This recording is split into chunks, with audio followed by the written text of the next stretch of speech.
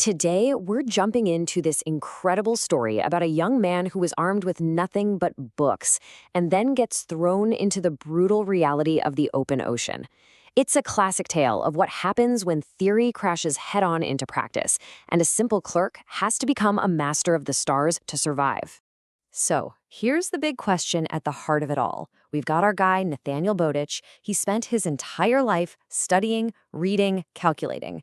But, knowledge on a piece of paper is one thing. The heaving, rolling deck of a ship in the middle of the Atlantic, that's something else entirely. Is his brain power alone really going to be enough to guide them all to safety? And the stakes could not be higher. The ship's owner, Mr. Darby, he just lays it all out with this one line: off soundings. That means you're in water so deep you can't even measure it.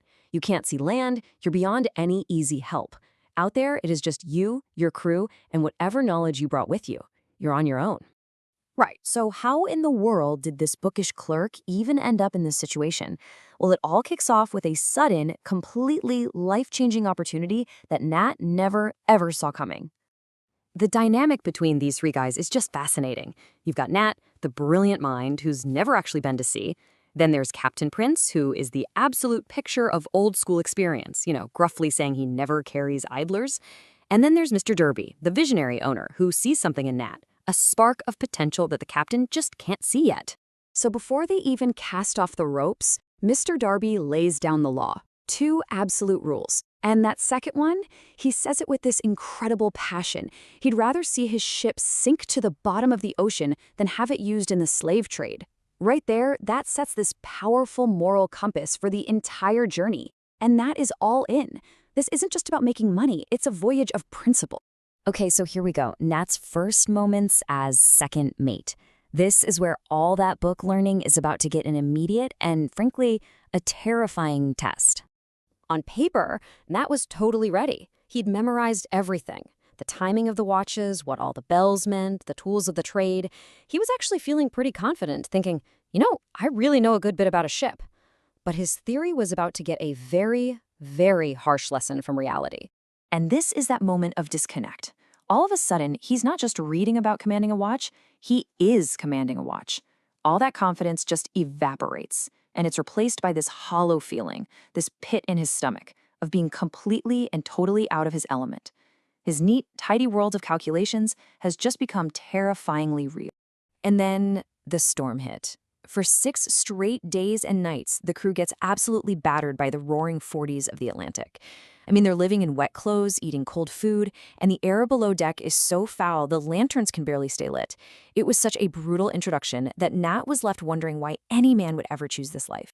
But after the storm, something starts to shift. Nat finds his place on the ship.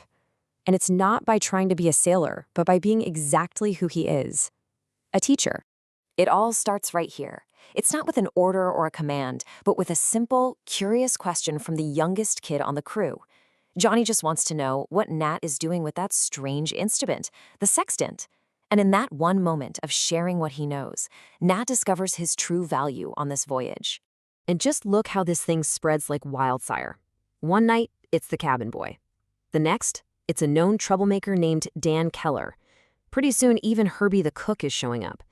The dog watch, that's one of the shorter, quieter shifts, it becomes Nat's unofficial schoolhouse. And he has this amazing realization. Every single man on that ship could be a navigator if only someone took the time to teach them. And here's the thing. This wasn't just about learning navigation. It was changing the entire culture of the ship. And Captain Prince, the ultimate pragmatist, he notices. He might not get why Nat's doing it, but he sees the result: a happier, more functional crew. That quiet, grudging approval, carry on, Mr. Bowditch. That is Nat's first real victory. So now we get to the real heart of the scientific challenge. Yeah, teaching was great for morale, but could Nat's math actually guide the ship? This brings us to the very complex art of navigating by the moon. Seriously, think about this. This was the problem for sailors of this era. Just imagine it. Nothing but water in every direction for weeks. No GPS, no radio. How in the world do you know where you are on this huge, featureless planet? Navigation really boils down to these two coordinates. You've got latitude, which is your north-south position. That part was actually pretty easy to figure out using the sun at noon. But longitude, your east-west position? That was the million-dollar question of the age. It was incredibly difficult to find. So Nat's big idea is to use the moon as this giant celestial clock. The theory is actually pretty simple. If you know your local time and you can somehow figure out the time in a fixed place like London, you can calculate how far east or west you are. And the moon, moving predictably against the backdrop of the stars, could give you that London time. It's a brilliant idea, but the math involved is just mind-bendingly complex. And this is what Captain Prince thinks of the whole idea. He basically sees this lunar method as a kind of parlor trick. I mean, the math took so long to do that by the time you had an answer, you were already somewhere else. The information was useless. He trusted his gut, his experience, and his dead reckoning, just estimating his position. Way more than he trusted Nat's complicated numbers. Well, this sets up the ultimate showdown. It's old school sailing versus new school mathematics. Theory is about to get its final, definitive test. So after doing all his complex math for a lunar, Nat calculates that the ship is 61 miles east of where the captain thinks they are. 61 miles! In the middle of the ocean, that is a massive difference. One of them is right, and one of them is dangerously wrong. Nat is so confident, he predicts they'll see land on the morning of May 8th. Captain Prince is so sure Nat is wrong that he hits him with this sarcastic line. He is totally unconvinced. You can just feel the tension. Has Nat's confidence finally gotten the better of him? And then, early on in the morning of the 8th, during Nat's watch, the lookout's cry just rings out across the deck. Land. Exactly when and exactly where Nat's calculations said it would be. In that one single moment, 61 miles of doubt just vanished. Captain Prince comes on deck, and he delivers the greatest compliment he possibly can. It's not a big, flowery apology. It's just a simple, profound admission. I believe you can work a lunar. It is the ultimate validation and a powerful reminder that new knowledge, when it's proven with data, can win out over even the most stubborn tradition. So, Nat conquered the ocean. He won the respect of the entire crew.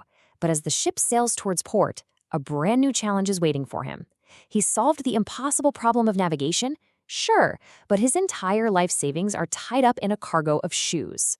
So the question becomes, can the man who mastered the stars now master the chaotic, unpredictable world of international trade?